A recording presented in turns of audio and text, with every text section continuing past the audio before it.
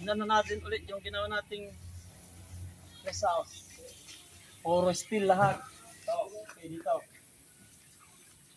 Tubular lahat yung frame. Tapos sa taas, metal paring. Tubular rin lahat yung frame niya. Ito size. Itong flooring natin, TNG. Ito nga, solid wood. Solid wood na yan. Ayan. Tapos, ito, outside, wall niya, hardip lang. Mabilis dito. Hardip lang din. Ito, sliding window. Sliding. Yung main frame niya, channel bar. Channel bar na yan. Channel bar paikot. Kaya wala na kayong naalala sa bugbog. Dito naman, yung exit door. Yung exit door niya, dahil maliit lang,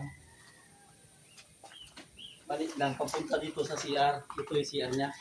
Diyan. Dito yung CR. Extension ng CR.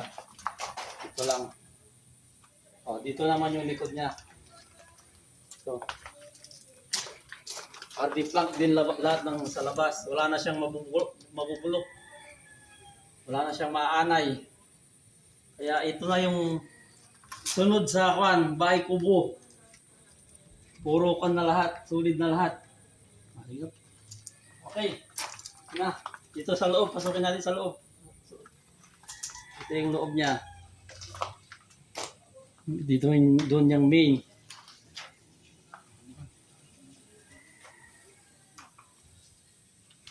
Okay na. Ayan. Complete wiring na lahat. Pati yung ceiling. Fully pin lahat. Meron din siyang breaker. Okay na. Ibitan natin namin.